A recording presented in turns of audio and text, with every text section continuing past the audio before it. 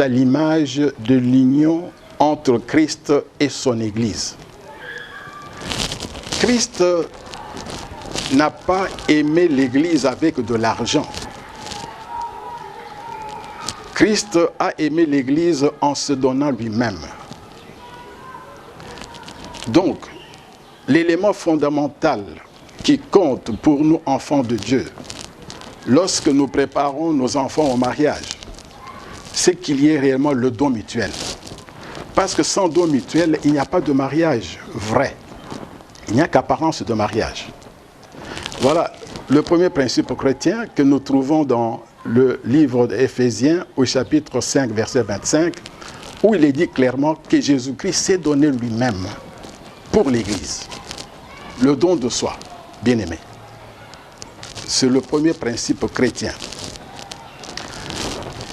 Le deuxième principe chrétien que nous devons retenir, et je vais vous donner aussi la référence biblique, c'est que l'amour ne s'achète pas, l'amour ne se vend pas.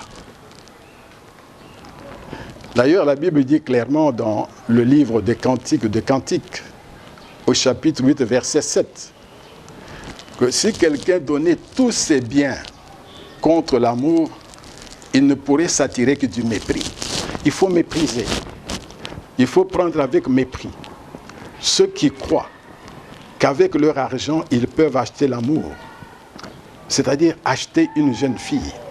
Parce que la jeune fille n'est pas une marchandise, un bien à vendre. De toutes les façons, bien-aimés dans le Seigneur, les mariages conclus par motif d'intérêt ne tiennent pas longtemps. La plupart des mariages conclus par motif d'intérêt échouent. Vous n'avez qu'à regarder des exemples autour de vous. Les exemples abondent. Des jeunes gens qui sont emballés parce que le candidat ou la famille s'est emballée parce que le candidat a beaucoup de biens. Un jour, ces biens disparaissent. Et les problèmes commencent. Des disputes, des séparations. Il y a parfois même des épouses qui fuient purement et simplement le toit conjugal. Parce que l'intérêt du mariage n'est plus là. Donc, le deuxième principe biblique, l'amour ne s'achète pas et ne se vend pas. C'est écrit dans le livre de Cantiques des Cantiques, au chapitre 8, verset 7. Troisième principe biblique, qui est clairement énoncé dans la Bible. Il est écrit ceci. C'est aux parents à amasser pour leurs enfants et non aux enfants à amasser pour leurs parents. C'est à nous, parents, à préparer l'avenir de nos enfants. C'est à nous, parents, à aider nos enfants à entrer dans le mariage avec les ressources que Dieu nous donne. Il va de soi que si l'enfant travaille déjà, il va y contribuer. Mais n'attendons pas qu'à l'occasion du mariage, que notre jeune fille, que nous avons éduquée, que nous avons fait étudier, soit une marchandise qui puisse nous rapporter. Non.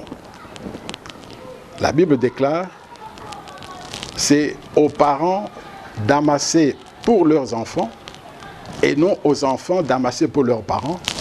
Et vous pourrez lire ça dans 2 Corinthiens au chapitre 12, verset 14. 2 Corinthiens, chapitre 12, verset 14. Et enfin, le quatrième et dernier principe biblique que nous devons tous retenir, c'est le principe de la liberté, la liberté de choix. Parce que la Bible déclare, pour nous qui sommes chrétiens, le Saint-Esprit nous a affranchis de toute servitude. Et nous avons été affranchis pour la liberté. Et on ne peut pas tomber sous une autre servitude. Parce qu'en fait, avec des exigences de d'autres exagérées, c'est une servitude pour les jeunes gens qui veulent se marier. Et dans le livre de Galates, chapitre 5, verset 1er, il est écrit cela. C'est pour la liberté que Christ nous a affranchis. Nous avons été affranchis pour la liberté, donc la liberté de choix. En d'autres termes, la dot ne peut pas supprimer la liberté de choix de la jeune fille, en aucun cas. Et pour les jeunes filles qui nous suivent à travers cette émission, et si vous êtes une jeune fille chrétienne, parce que Dieu vous connaît, résistez. Celui qui vous connaît saura comment vous récompenser. Si vous résistez à toutes les sollicitations liées à l'argent pour vous obliger d'entrer dans une union que vous ne voulez pas. Donc, la liberté de choix. Même quand nous regardons l'Ancien Testament, ceux qui ont lu l'Ancien Testament, dans le livre de Genèse au chapitre 24, tous ces chapitres est consacré aux préparatifs du mariage d'Isaac, le fils unique d'Abraham et de Sarah. Le serviteur d'Abraham qui est allé à la recherche de l'épouse pour le fils de son maître. Il est parti avec beaucoup de présents, beaucoup de cadeaux, comme cela se fait dans un mariage normal, coutumier, avec la dot.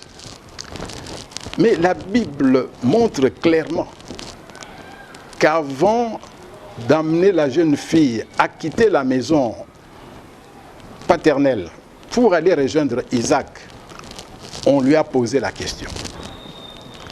Rebecca, est-ce que tu es d'accord? Rebecca, est-ce que tu es d'accord? Il y a des Rebecca qui me suivent. Il faut que vous donniez votre accord.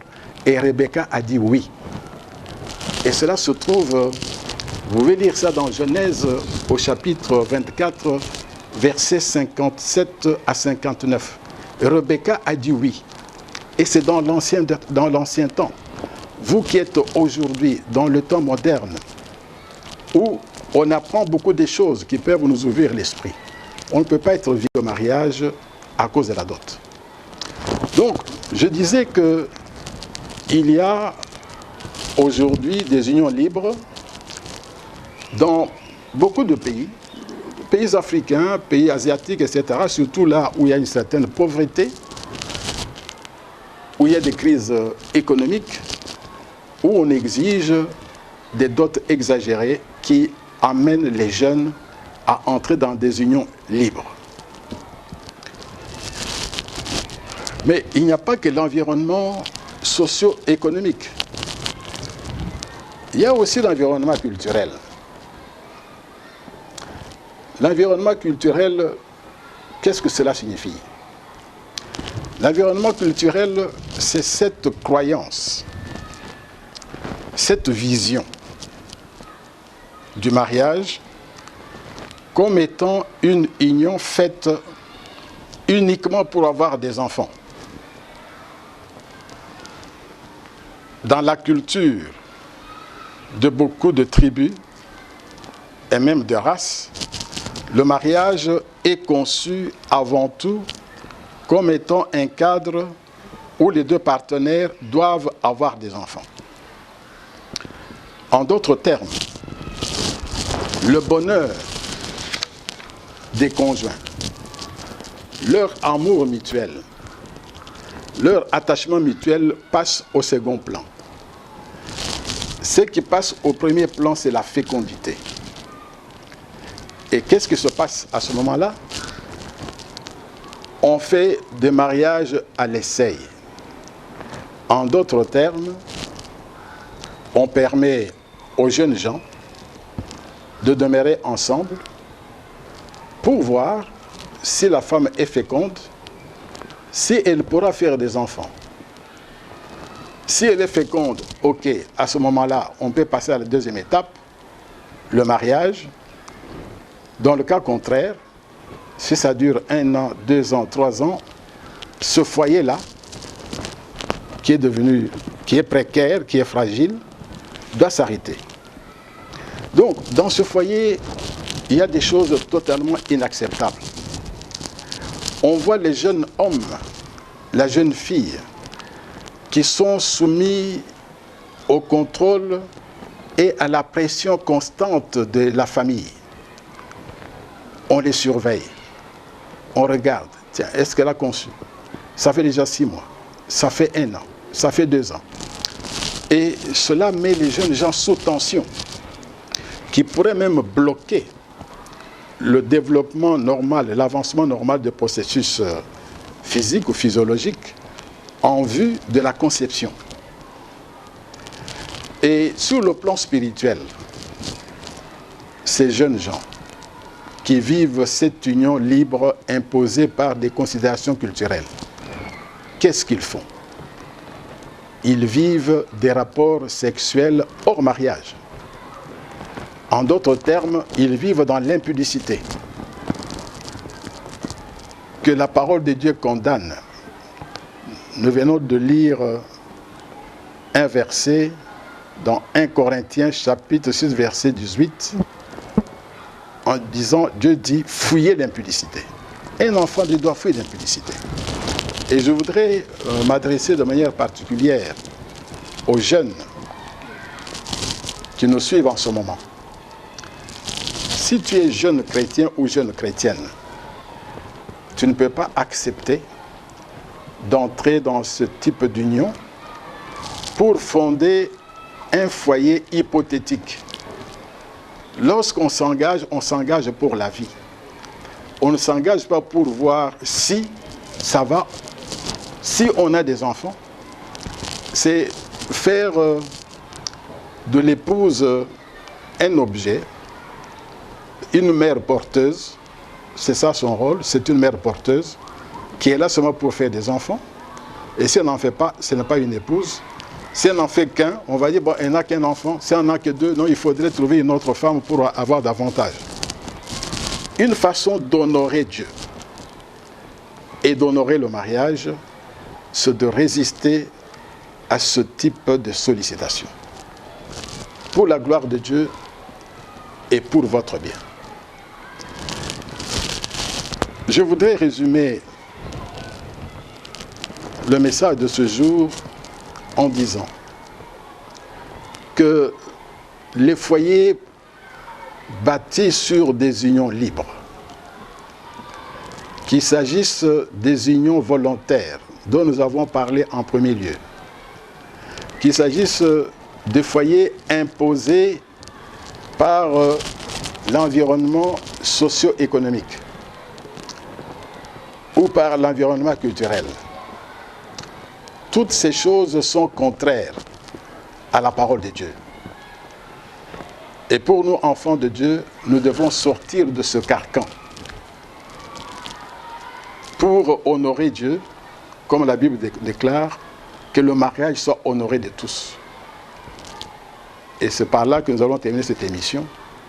Ayez à cœur, pour la gloire de Dieu et pour votre bien personnel, le bien du couple et du foyer, pour votre épanouissement véritable, d'honorer le mariage, c'est-à-dire d'entrer dans le lien de mariage selon la vision donnée par le Seigneur. Que la grâce et la paix de notre Seigneur et Sauveur Jésus-Christ abondent dans votre foyer.